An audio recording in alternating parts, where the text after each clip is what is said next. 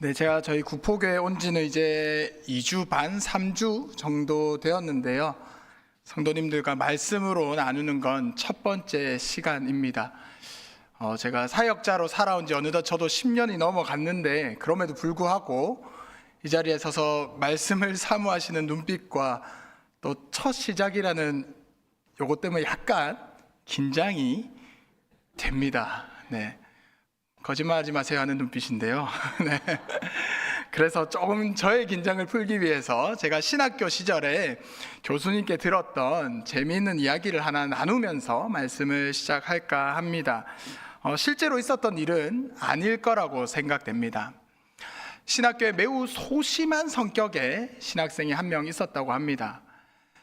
신학생이라면 전도사님이 되고 목사가 되어서 이 자리에서 이렇게 말씀을 나눠야 하는데 매우 소심한 학생이다 보니 남들 앞에서 말하는 것을 매우 어려워하는 사람이었습니다.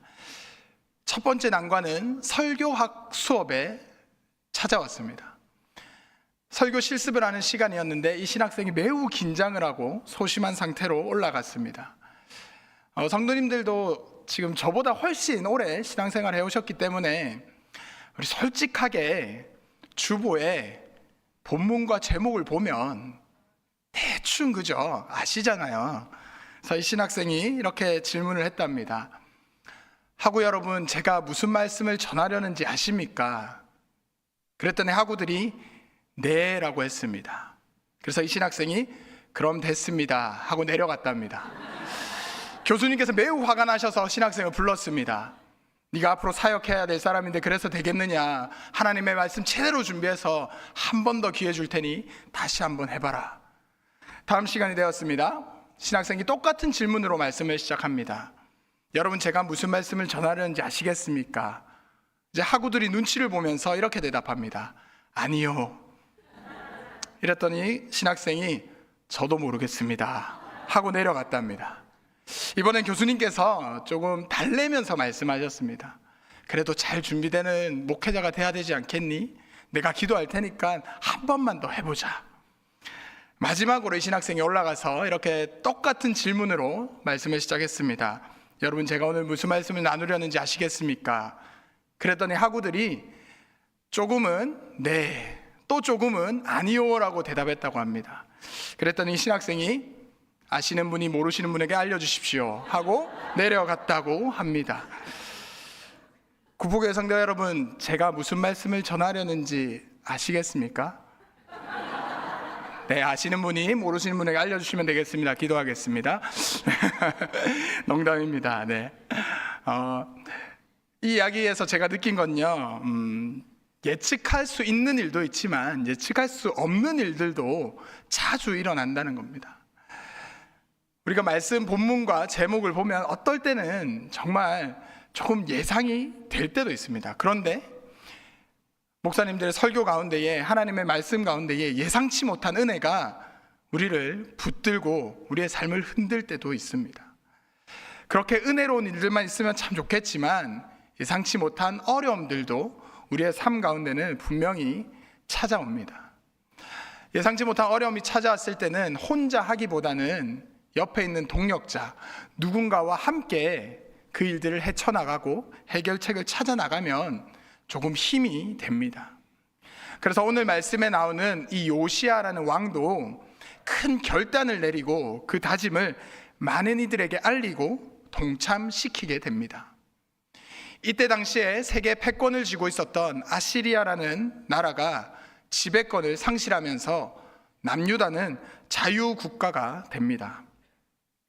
동시에 독립을 이루면서 젊은 왕이었던 이 요시야는 유다 역사상 찾아볼 수 없는 광범위한 개혁에 착수하게 됩니다. 그는 8살이라는 매우 어린 나이에 왕위에 오릅니다. 그리고는 왕이 된 지 18째 해에 하나님의 전을 수리하라는 그런 명령을 내리게 되죠. 수리하는 도중에 제사장 hil기야가 율법책을 발견하게 됩니다. 신학자들은 이 율법책이 아마 신명기였을 것이다 라고 이야기를 합니다. 물론 지금 우리가 읽고 있는 신명기와는 조금 다른 형태였겠지만 신명기의 말씀일 가능성이 가장 크다라고 봅니다. 예루살렘에 함께 모여서 절기를 지키고 하나님 앞에 예배했던 이들이 또 요시야 왕의 명령에 따라서 이방 종교의 것들을 없애고 신상들을 제거했던 이들이 이제 hil기야를 통해서 그 율법책을 발견하게 됩니다. 그리고는 서기관 사반에게 주고 사반은 이 율법책을 요시야 왕 앞에서 읽게 됩니다. 이 율법의 말씀을 들은 요시야의 반응은 매우 즉각적이었습니다. 성경은 그가 말씀을 듣고 옷을 찢었다라고 기록하고 있습니다. 그 율법책의 내용이 어떤 것이었기에 또 옷을 찢는다는 것이 어떤 의미였기에 요시야는 이 말씀을 듣고 옷을 찢었을까요? 성경에 보면 종종 옷을 찢는다는 표현들이 나옵니다. 감당할 수 없는 극심한 고뇌의 표현입니다. 우리가 스트레스를 받거나 어찌할 수 없는 일이 있을 때 머리를 쥐어뜯는 것과 같은 그런 모습인 거죠. 요시야가 이 말씀을 듣고 극심한 고뇌 가운데 옷을 찢습니다. 그 말씀이 어땠기에 그는 극심한 고뇌를 가졌을까요? 유다의 모습이 어땠기에 하나님 앞에서 옷을 찢으면서 회개하였는지 한번 나눠보려고 합니다. 요시야는 먼저 자신의 모습을 그리고 유다의 모습을 돌아봅니다. 요시야의 아버지는 아몬이라는 왕이었습니다. 근데 그에 대한 기록이 거의 없습니다. 역대하 33장 22절에서 이렇게 기록합니다. 그의 아버지 므낫세의 행함과 같이 여호와 보시기에 악을 행하여. 이 아몬 왕이 아버지를 닮았는데 그 아버지 므낫세의 모습이 여호와 앞에 악을 행하는 모습이었다는 거죠. 즉 이 아몬 왕도 여호와 앞에 악을 행하는 사람이었던 것입니다. 그러면 므낫세가 어떤 삶을 살았는지 보면 아몬 왕의 모습도 어느 정도 알 수 있습니다. 므낫세는 자신의 아버지였던 히스기야 왕이 헐어버렸던 산당들을 다시 세웠던 사람입니다. 아세라 목상과 바알 신상들을 다시 만들었던 사람이 바로 이 므낫세입니다. 그의 모습을 보고 하나님께서는 여호와 보시기에 악하다라고 하면서 여호와께서 진노하였다라고 성경에 기록되어 있습니다. 요시야의 할아버지 므낫세 그리고 아버지 아몬 그 두 왕이 엉망으로 만들어버린 이 유다를 어린 나이에 물려받은 요시야는 이제 율법책을 근거하여서 자신들이 어떠한 삶을 살아왔는지 그 역사를, 그 과거를 돌아보고 있는 거죠. 무너졌던 산당을 다시 세우고 하나님이 아닌 바알과 아세라를 다시 세우고 그것들을 섬기는 모습, 율법책에 비추어 보니 하나님 앞에 악을 행한 그 모습에 너무나도 고통스러워서 주님 앞에 옷을 찢게 됩니다. 그리고 그는 hil기야와 사반을 비롯해서 사람들을 명령하여 하나님의 뜻을 구하게 합니다. 더불어 모든 장로와 모든 사람들을 불러 모아 여호와 전에 올라가자라고 이야기합니다. 유다의 모든 사람들, 예루살렘의 주민들, 제사장, 레위인, 남녀노소를 막론하고 모두 함께하여서 신명기의 말씀을 듣게 합니다. 그런데 이것은요 일회성으로 그치지 않습니다. 단 한 번의 부흥사경에 단 한 번의 집회로 그치지 않습니다. 역대하 34장 33절 하반절에서는 이렇게 이야기합니다. 요시야가 사는 날에 백성이 그들의 조상들의 하나님 여호와께 복종하고 떠나지 아니하더라. 율법책을 발견하고 우리의 죄악을 보니 너무 고통스러워서 우리 함께 회개합시다. 한번 집회하고 끝난 것이 아니라 요시야가 사는 날 동안이라고 기록하고 있습니다. 요시야는 부단히 하나님 앞에 바로 서려고 노력했습니다. 그를 따랐던 백성들도 부단히 하나님 앞에 회개하고 바로 서려고 노력했던 것입니다. 여러분, 회개는 주님 내가 이것 잘못했습니다. 용서해 주십시오 하는 그 기도로 끝나는 것이 회개가 아닙니다. 회개는 변화까지 나아가는 것이 회개입니다. 회개의 한자를 혹시 아시나요? 회자는 돌이킬 회자죠. 그 돌이키는 방법에 대해서 개자에서 이야기하고 있습니다. 회개의 그 개자 한자를 보시면요, 몸을 뜻하는 한자와 몽둥이를 뜻하는 한자가 함께 있습니다. 내가 죄의 자리로 나아가는 모습을 발견했을 때 몽둥이로 내 몸을 때리면서라도 그 자리로 못 가게 하는 것. 내가 누군가에게 악한 마음을 품고 미워하는 마음이 들려고 했을 때 몽둥이로 내 몸을 때리면서라도 그 마음이 못 들게 하는 것. 그렇게까지 하는 것이 회개입니다. 요시야와 이스라엘 남유다 백성들은 그렇게 자신의 몸을 치면서 삶의 습관을 바꾸면서 하나님 앞에 돌아가려고 부단히 노력했었습니다. 오늘 함께 읽은 말씀 외에도 열왕기 하에도 요시야의 종교 개혁은 기록되어 있습니다. 그런데 열왕기 하에는 그 개혁의 모습이 좀 더 상세히 기록되어 있습니다. 바알과 아세라를 위해 만든 그릇을 불살랐다라고 합니다. 우상을 섬겼던 제사장들의 직위를 해제해버립니다. 아세라상은 가루로 만들고 남창을 없애고 석상과 목상을 없애어 불살라 버렸다라고 기록하고 있습니다. 여러분, 우리 삶 가운데도 분명히 우상들이 있습니다.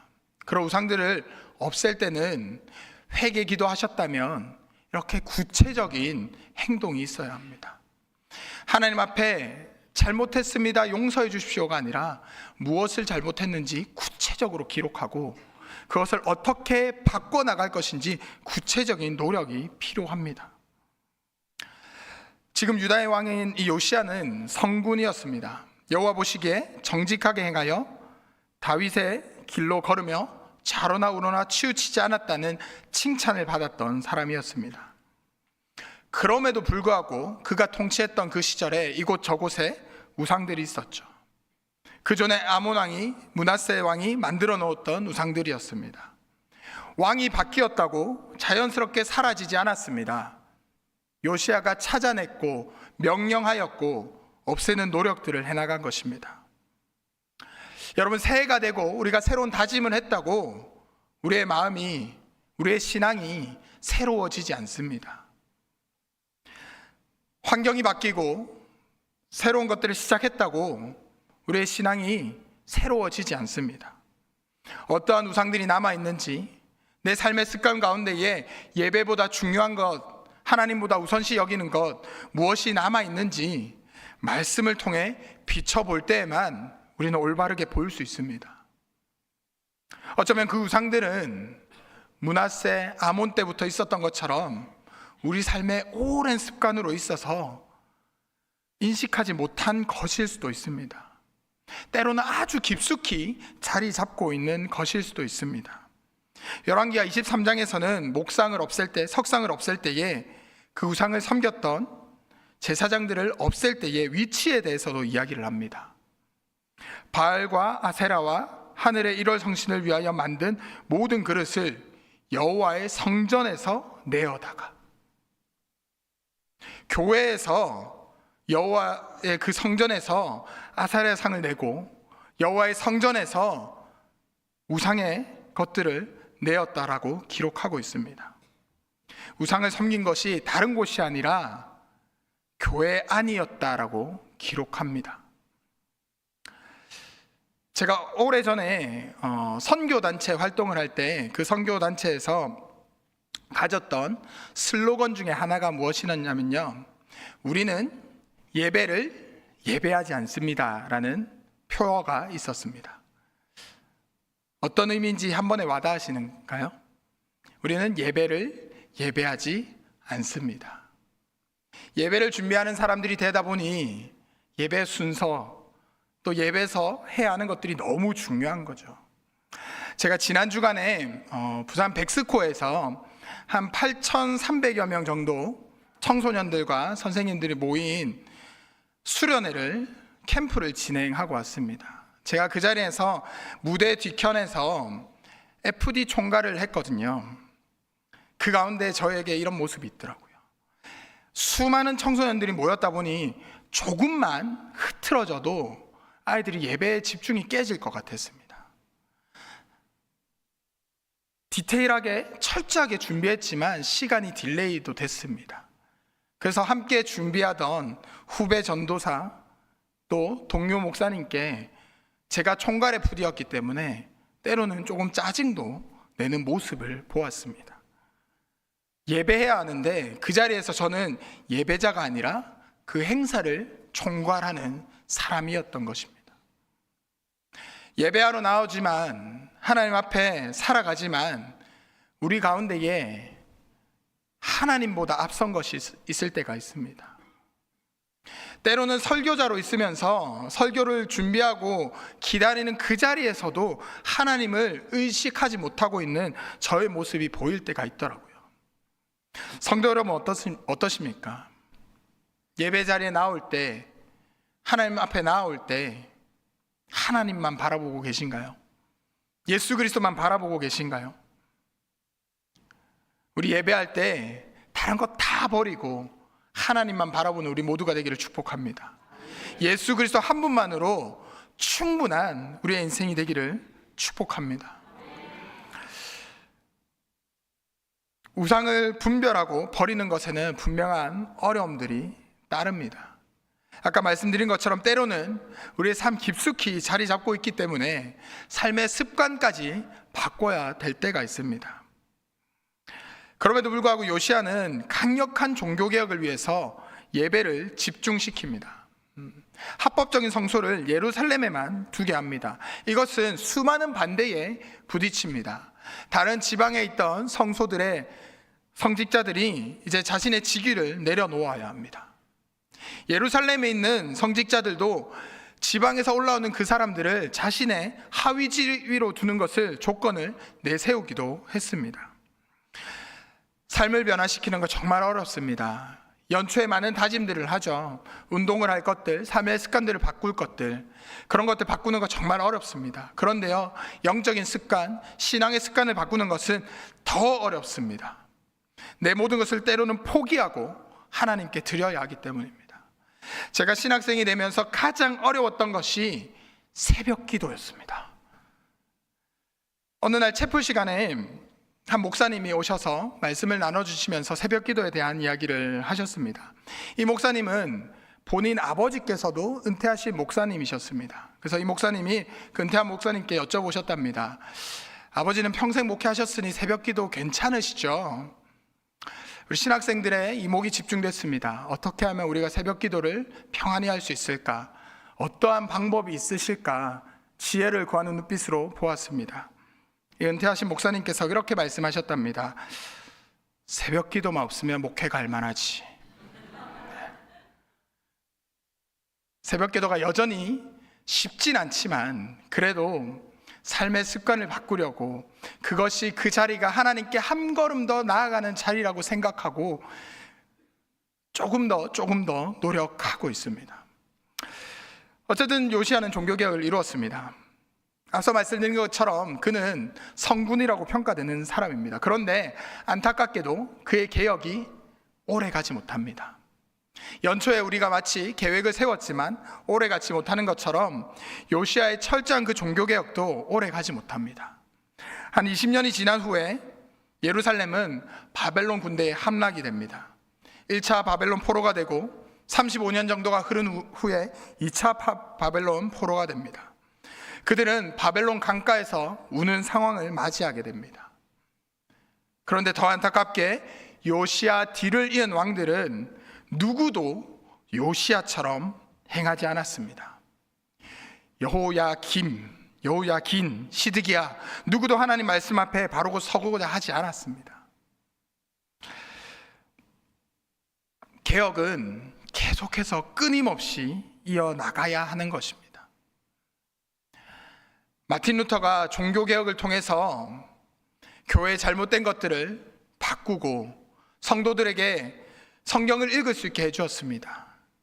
그러면 교회가 이제 하나님 앞에 올바른 모습으로만 나타나 있으면 참 좋은데, 그런 교회도 있지만 그렇지 못한 교회의 모습들도 여전히 남아 있습니다.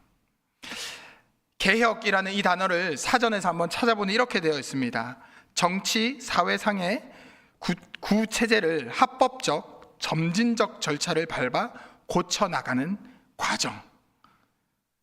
한두 번으로 끝나는 것이 아니라 점진적으로 계속해서 나아가야 한다는 것입니다.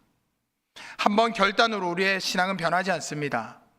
한번 하나님 앞에 뜨겁게 흘린 눈물로 우리의 신앙에 우리의 영혼은 변하지 않습니다. 때로는 다시 예전의 모습으로 돌아갈지라도 거기서부터 다시 한번 시작해서 점진적으로 계속해서 나아가야 하는 것이 우리가 해야 할 신앙의 개혁입니다. 사실 이 요시야의 종교개혁은 앞서 말씀드린 것처럼 역대기와 열왕기에 모두 기록되어 있습니다. 오늘 본문은 역대기입니다. 그런데 죄송하지만 제가 지금까지 나눈 관점은요, 열왕기의 관점입니다. 성전을 수리하다가 율법책을 발견하고 그것을 중심으로 종교개혁이 일어나는 것, 이것은 열왕기의 관점입니다. 어느 것이 맞다 틀리다가 아니라 다른 역사학자가 조금 다른 관점에서 쓴 이야기입니다. 역대기에도 종교개혁의 관점들이 기록되어 있습니다. 그런데 역대기에서는요, 율법책을 발견하기 전부터 요시야가 종교개혁을 진행해 오고 있었습니다. 율법책의 발견은 그 기폭제가 된 것이죠. 요시야 시대에 활동했던 예언자 중에 스바냐와 예레미야라는 사람이 있습니다. 스바냐 1장 1절에서 이렇게 이야기합니다. 아몬의 아들 유다 왕 요시야의 시대에 스바냐에게 임한 여호와의 말씀이니라. 이미 스바냐에게 하나님의 말씀이 임했습니다. 예레미야에서는 좀 더 구체적으로 이야기합니다. 아몬의 아들 유다 왕 요시야가 다스린 지 13년에 여호와의 말씀이 예레미야에게 임하였고, 성전 수리하다 율법책을 발견한 것이 요시야가 왕에 오른 지 18째 해이니 요시야가 다스린 지 13년째에 여호와의 말씀이 예레미야에게 임했다는 것은 율법책 발견 전에 하나님의 말씀이 그들에게 임하였고, 그 말씀을 쫓아서 요시야는 하나님 앞에 바로 서려고 노력하고 있었다는 것입니다. 스바냐가 하나님의 말씀을 전합니다. 내가 사람을 땅 위에서 멸절하리라, 여호와의 말씀이니라. 하나님의 날이 임박했다는 메시지가 선포되고 있었습니다. 2장 1절에서 3절에서도 여호와의 진노가 내릴 것을 계속해서 이야기합니다. 여호와를 찾고 공의와 겸손을 구하라라고 회개의 말씀도 이야기합니다. 예레미야 2장에서는 이렇게 이야기합니다. 조상들의 죄악과 백성들의 행한 악에 대해서 이야기하면서 3장에서는 호세아의 비유를 빌려다가 유다가 회개하지 않으면 하나님으로부터 확실하게 이혼당한 간음한 아내처럼 될 것이다 라는 이야기도 합니다. 예레미야는 유다 백성들에게 호소하면서 여호와께 돌아오기를 소망했습니다. 스바냐와 예레미야는 이런 외침은 요시야의 정치적 종교 정책에 큰 역할을 했습니다. 그리고 또한 그 설교를 들었던 백성들에게도 공감을 일으키면서 요시야의 정책을 잘 따를 수 있도록 준비시켰습니다. 성도 여러분, 누군가에게 신앙의 개혁, 신앙의 변화는요, 특별한 전환점이 있어야 될 수도 있습니다. 율법책을 발견한 것처럼 특별한 전환점이 필요한 분도 계실 겁니다. 그런데 또 어떤 분들은 평소 습관에서 조금 바꿔가다가 한 기폭제를 만나는 분도 계실 겁니다.